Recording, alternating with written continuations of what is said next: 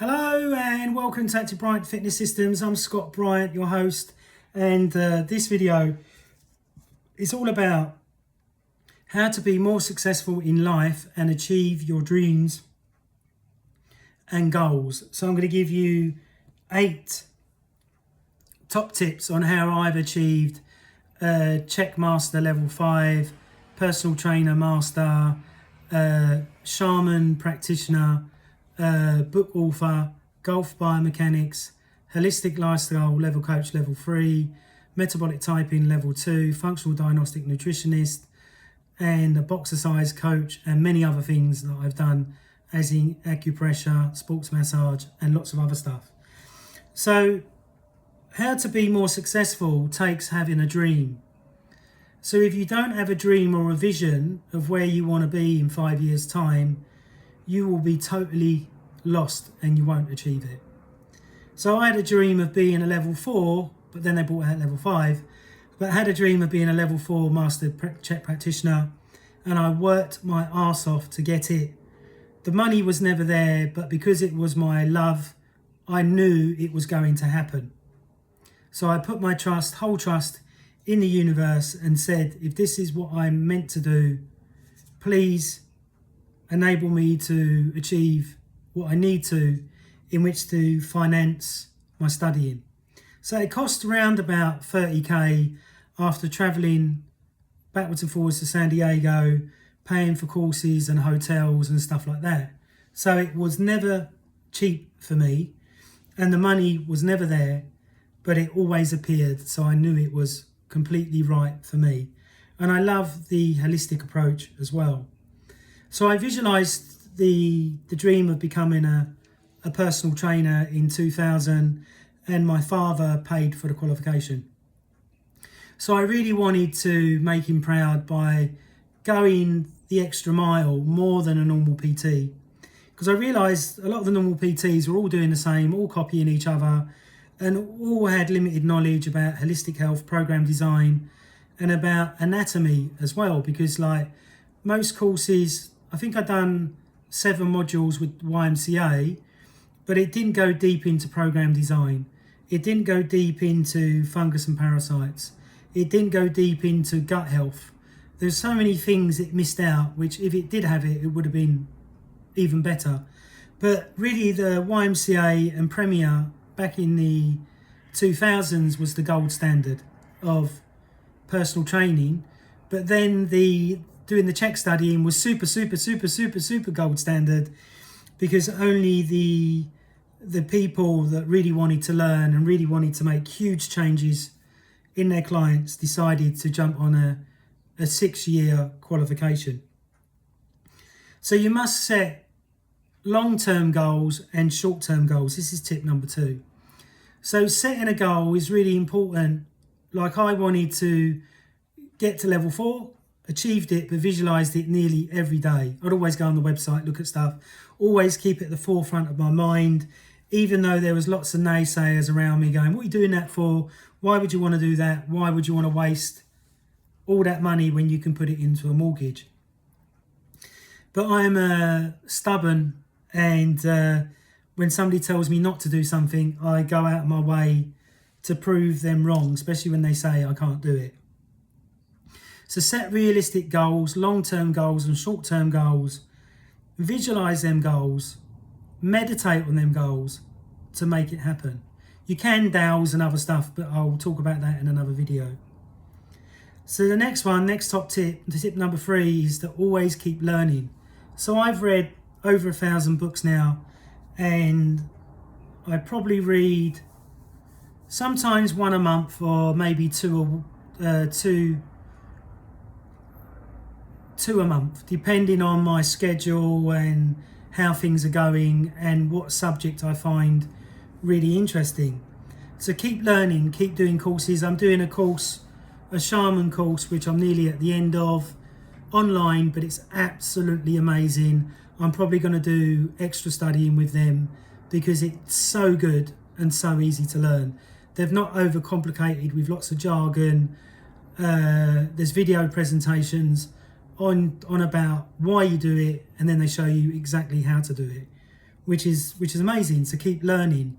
So I've tried to do a course every year, but during the pandemic I done one course, and obviously I'm doing this shaman course for this year. Next year, who knows, I'll see what's out there and what tickles my fancy. Really important, number 4, is know what you want. Know what you want to be charged, what you want to charge.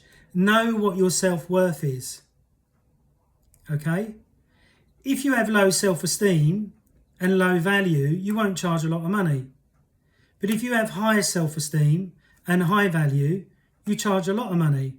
Some people will see that as arrogance and arrogance, but it's not. It's just you letting the potential person that wants to work with you know that you're not cheap and that they get what they pay for. If you buy a Mercedes, it's not going to be the same as an Lexus or a Rolls Royce. The quality is different. Does that make sense? The same as if you buy a Casio watch, which might be a £5, to buying a Tag Heuer, it's different prices. And the other thing, when you know your value and you know what you need to earn to have a good life living, you need to charge according to that of how you want to live. So if you want to go on holiday 7 times a year and you want to wear, say, a Rolex watch and you haven't got it at the moment, you need to charge according to that. But you can't charge a Rolex fee if you're giving Casio knowledge. Does that make sense? You can't charge a Rolex fee if you're giving Casio knowledge. Does that make sense? So really important you understand that. Now, tip number 5 is always be honest. So I never lie to my clients. If I don't know something, I don't know, but I'll find out for you and I'll send you a PDF of it or whatever if I think it's important. And not just time wasting and brain farting where you just want to try and confuse me or try and go, oh, well, I know more than you because I know this and you don't know that. Some people like playing these silly mind games. So always be honest about your price and what hours you work, what deals you do, and don't ever, number 6, don't ever go against your core values. Every time I go against it, I get kicked in the nuts. So I had a person call me a couple of days ago, was on the phone for an hour, educating them, didn't charge him for my time, said you can call back at any time. This was going against my core values. Said that they can call me for more tips. They kept calling me, gave them the more tips. Then they kept calling me again. I had to ask them not to call me. Then they said I was a fraud, fake, arrogant, and all this in a Google review when they didn't even pay me a penny. And all I was doing was trying to help them with my love and my heart. That's all I was trying to do. Didn't put them down, didn't slag them off, didn't even slag them off when they was nasty down the phone to me, and sent them a really nice last text to try and help them. But some people, you can bend over backwards to help them, but they just can't see it. I don't know why, they just can't see it. I think it's because there's an entity or a bad energy floating around the body which is blocking them from seeing that. So that's one of my own experiences. The next thing is number 7, is don't ever give up. So no matter what goes on, like Arnold said, if there was a bomb exploding in the gym, he'd still be doing his squats or his deadlift or his bicep curling, because he never believed in giving up. He got turned down from making movies in the beginning because his name was too long, because he couldn't speak proper English or had a really strong accent, and he was too big. Then he ended up being one of the richest men, one of the richest bodybuilders, or the richest bodybuilder in the world, author of a few books, movie star of many famous movies, and become the highest paid movie star in Hollywood. So that's all about having a dream, having a goal, not listening to the naysayers, as Arnold would say, and never giving up. And he'd He crashed his motorbike where he had to have a pig valve put in his heart. He's now got a pacemaker, and in his late 70s, he's still living by his own motto, never give up. And that's my motto, never give up. It's really important, if you're not a trainer and you're looking at this and you're in another career, do you really love it? If you don't really love it and you don't feel a purpose in what you're doing, you should give up now and find the thing that you really love to do. And normally the thing that you love to do is what you was doing as a child. Not playing with your own poo, that's a joke. It's like when I was growing up, my dad bought me a ball worker, which was an old pump thing to pump up your muscles, and bought me some mole grips, and bought me a set of chest expanders that when I first tried it, I got my nipple stuck in it. Don't laugh. And every time I tried other jobs, I always used to work as hard as I could, but it never felt right. It never felt, this is my calling. And when I done the horrible security job, which I did for 16 years, that was really horrible. I was still me, but there was just something about it that I just needed to get out of that job.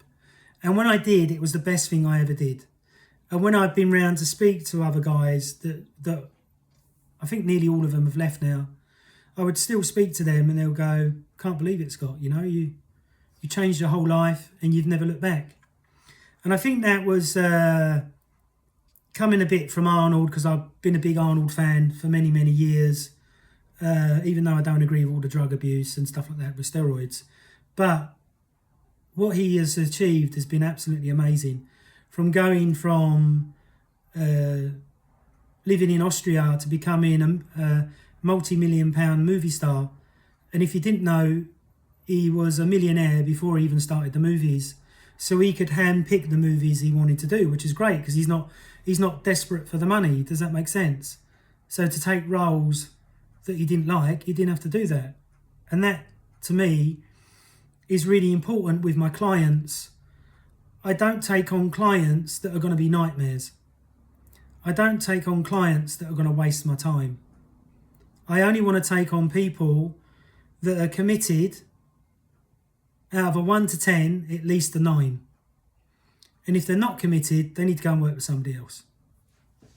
Simply because, not to be nasty or to be arrogant, it's to do with, to get the check result for somebody takes time and takes commitment from them. And if they're not willing to commit in the first place, how am I going to get the result? I can't. And one person commented, say, oh, they can do it on their own. But if they don't have the anatomy and physiology understanding and not done the courses I've done, how can they do it on their own? And if they could do it on their own, why are they coming to me in the first place? Does that make sense? So now I have a broad rule that I won't work with somebody unless they're willing to commit to a year, because that's how long it takes. It will always be much quicker than that, but unfortunately clients self-sabotage and won't do everything to the letter.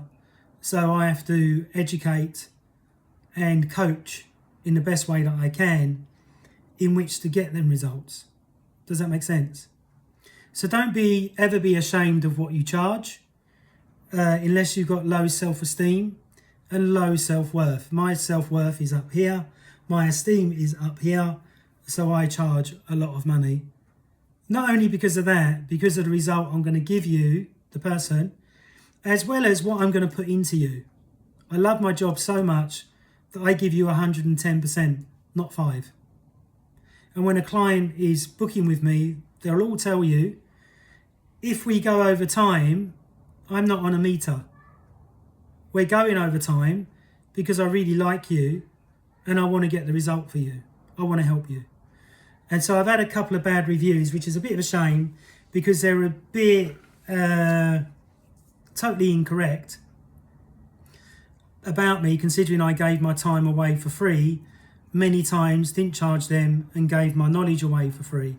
Which, if you go to an accountant, lawyer, solicitor, doctor, physiotherapist, if you see any of them privately, 15 minutes, that's all you get.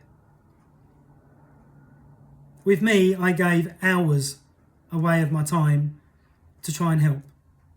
But now realising it's not really appreciated and they don't value it. So now it will be 15 minutes, quick chat, find out whether we're a good match. And if we are, we'll definitely work together. But if we're not, we definitely won't work together. Because I just can't, being at my age now, I just can't be bothered with people that just want to dick around. If you really want to get huge change, read Paul's book, or my book. Read Paul's book, nice plug for Paul. There's now 20th anniversary that you can buy, $100 I think it is, and they give you a load of freebies. Read Paul's book and master it. If you read Paul's book and you master it 50%, then you come and see me, then I'll give you the 100%. Does that make sense? But if you don't read Paul's book and you tell me that you have, I'll just ask you 5 questions and know that you haven't. And I get this all the time. In gyms and talking to maybe prospective new clients. Oh, have you read Paul's book? Yeah, I read it, but it was a bit too in-depth and I didn't understand it. That's why I'm coming to you. That's perfectly fine.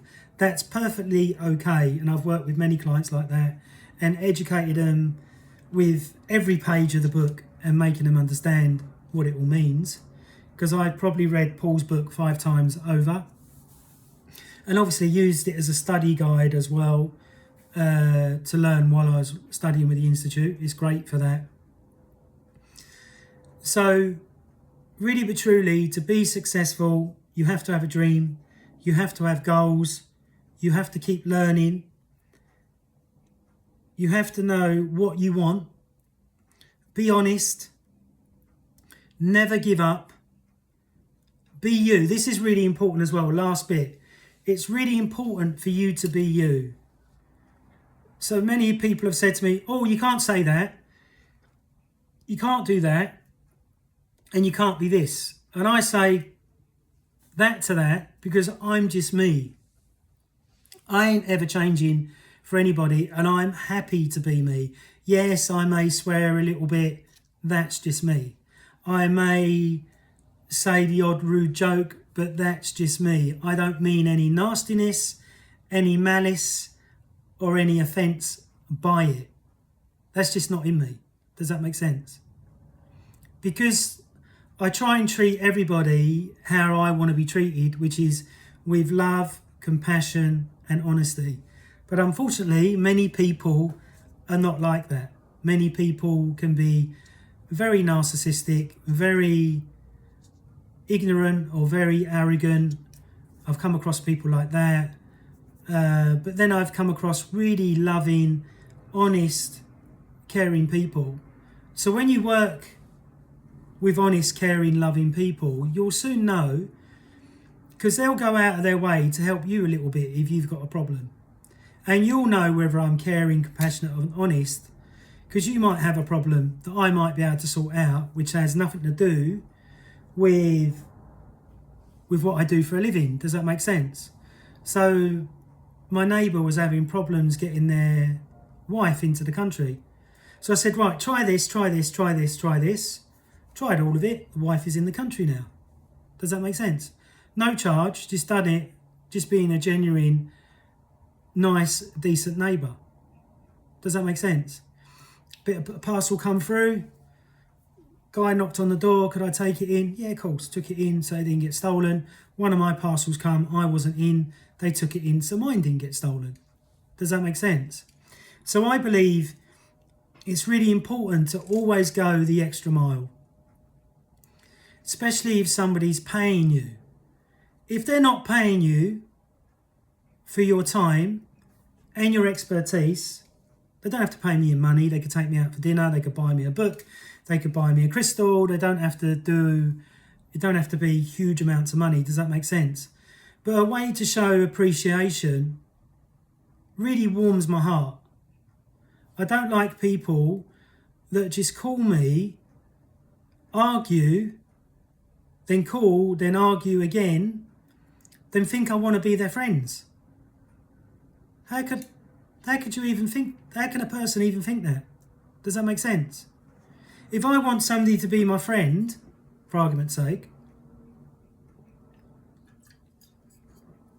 I would go out of my way to spend time with them, to be genuine with them, to hear them, to do good things for them to do good things for me, and to be just genuine. Like my mate Robin, who I've been friends with for, I think he said 17 years.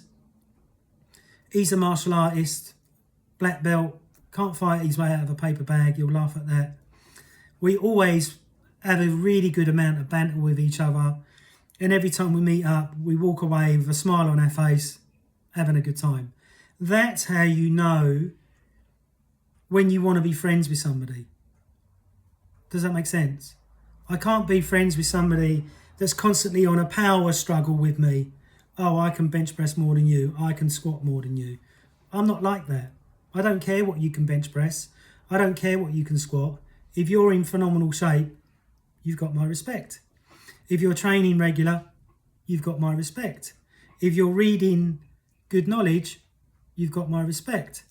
If you're staying away from drugs, you've got my respect because I know how hard it is. If you're trying to change your life without being aggressive and nasty, you've got my respect. Does that make sense? And for me to earn respect from my clients or to earn respect from others, I don't expect it to come easily. And that's why I'm just me. I'm genuine, I'm honest. If I can help you, I'll say yes, let's see what happens. If I can't help you, I'll tell you. Like I told somebody a while ago, they wanted to see me 3 times. I know that their problem would need to see me many more times for me to know in my mind that they're not going to hurt themselves. But because they didn't agree, it didn't work out. But I was totally honest and polite about it. But they got aggressive and nasty. But why? You don't get what you want out of people by being nasty and horrible. You get what you want out of people by being loving, caring and honest and decent. Does that make sense? And I can see that a mile away. I'm like Marmite, right? And what I mean by that is you either hate me or you love me. I'd rather you love me than hate me. But in everything, there's always arseholes. There's always going to be negative. Oh, that don't work. That's bullshit. That's crap. You're always going to come across people like that. And you're going to come across people that are a dream that go, yeah, I get it totally. Yes, I'm totally into it. Yes, I want to do it. I just want to get the result. And those are the people I love working with. People that are determined, driven, successful in their own right, and are willing to listen. This is what's really important, is the listening bit. The same as I've got to listen to the client that I'm working with, whoever I'm mentoring or coaching, I have to listen. Whether I like it or not, I've got to listen because they're paying me for my time, and I'm working out in my mind, well, that's not correct. That's probably right. That's probably not wrong. And then weighing it all up in my head. Does that make sense? So really, go for your dream to be successful 100%. So I've had 4,700 views and a bit on the YouTube channel, and the subscribers are going up, which is great. Thank you very much to everybody that subscribes and everyone that comments, even though there's a few idiot comments, which you make an idiot comment, you're a bit stupid because you won't be able to see my content because you just get automatically blocked by YouTube. And not many people realize that YouTube has that setting now that if you're nasty or rude, you just get blocked automatically, which is great. Makes my job easier. So really important, visualize your dream, Feel your dream, make it happen. Goals, set them twice a day. Visualize them, make them happen. Learn more. Keep learning, never stop learning. Know what your worth is. Don't undercharge, don't overcharge, but charge what you're worth. Be honest. Even if you think the client or the person's going to hate it, they'll respect you more in the long run that you were decent to not lie to them. And this is what some people have said to me over the years. Scott, there's no lying is you, is there? And there isn't. What I think, I speak. Never give up, no matter what. You might end up unemployed for a little while. You might end up with no money in the bank for a little while. You might end up homeless for a while.